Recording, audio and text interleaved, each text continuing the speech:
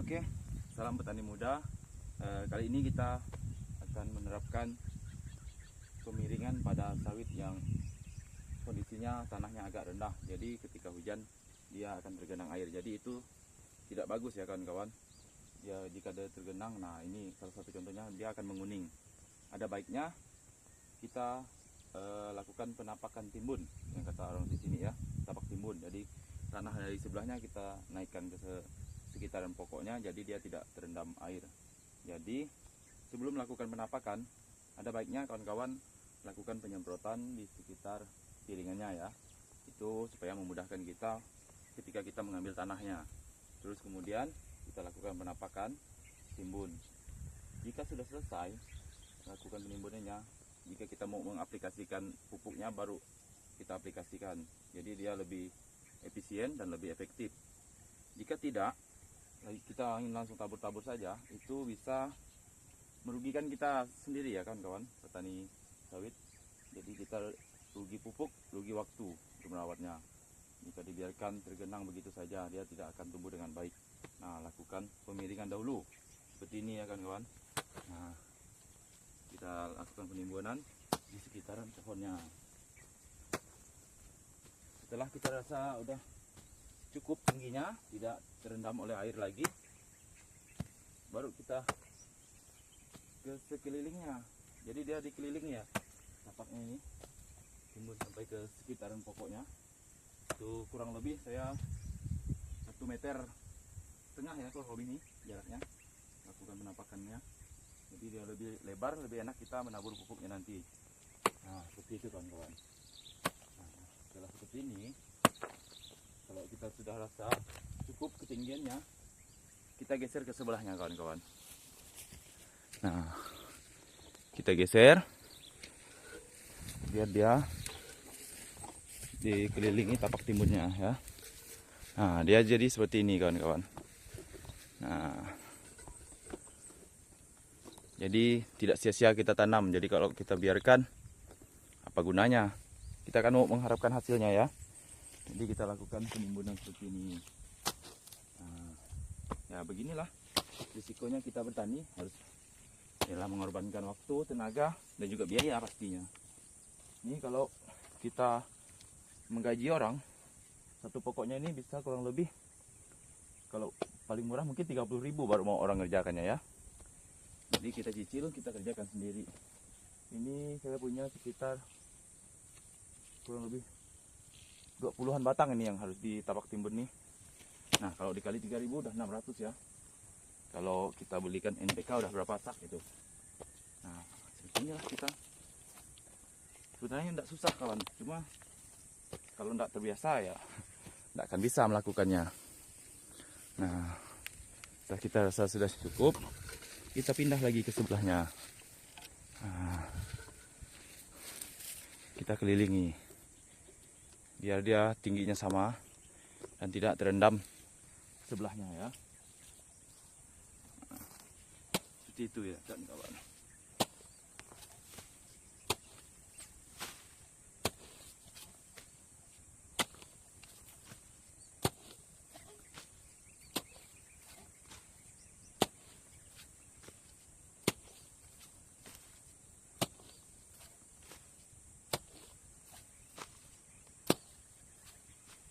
Ini caranya cukup simpel, cuman sulit dilakukan. Karena ini kalau udah begini tidak ada obatnya. Kalau padahal saya udah bikin parit nih, parit cacing, 2 baris 1 parit, 2 baris 1 parit. Tapi dia tanahnya masih lembab ya, karena ada airnya mungkin tinggi tanah ini. Jadi harus kita tapak timbun seperti ini. Nah, kita pindah lagi ke sebelah sini.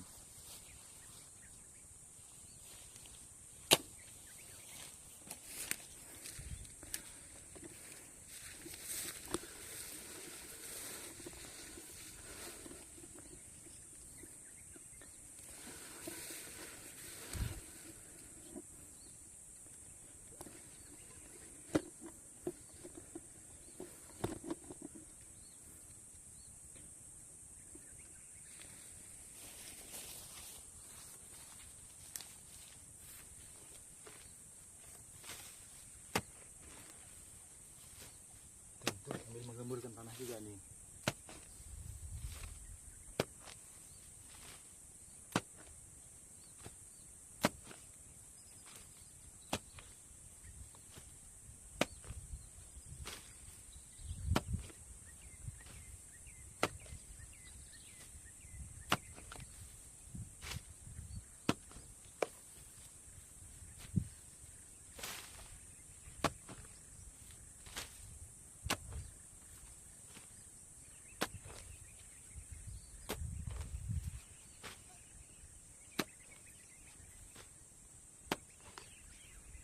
Jangan terburu-buru dulu kawan, nanti pinggang kita bisa encok. Jadi kita lakukan dengan pelan-pelan aja. Yang penting hasilnya pasti. Walaupun sehari cuma dapat 1 atau 2 batang, kalau rutin sama juga ya kawan-kawan. Yang penting kita kerjakan.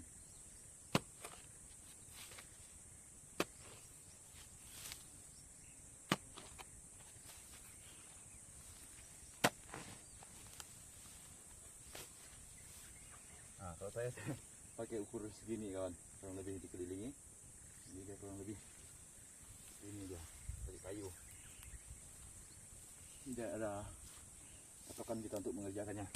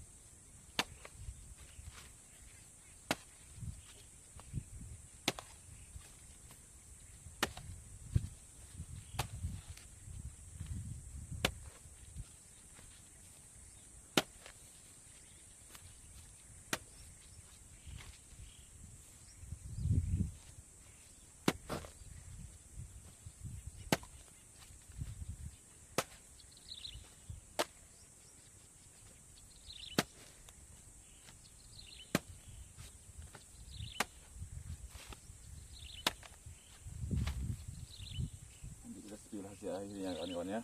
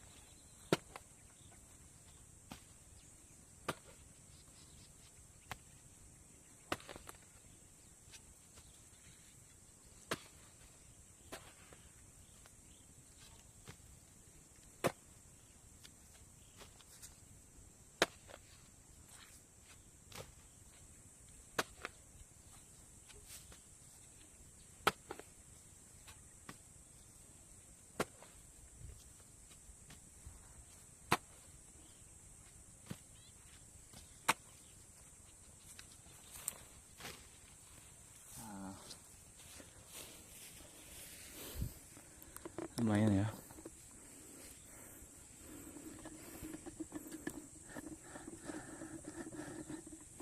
Nah, dia hasilnya seperti ini ya. Setelah kita tapak, nah dia tidak tergenang lagi. Jadi dia lebih bagus kelihatannya, lebih rapi. Nah, setapak timbun dulu. Oke, kita teruskan kawan, sambil kita berproses dan belajar bersama.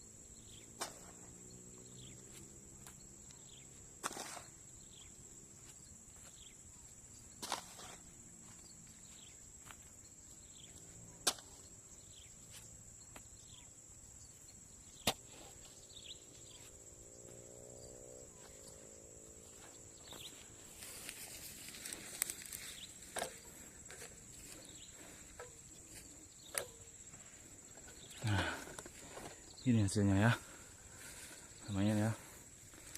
Nah, jadi dia tidak tergenang lagi. Nah, kita buat jalurnya.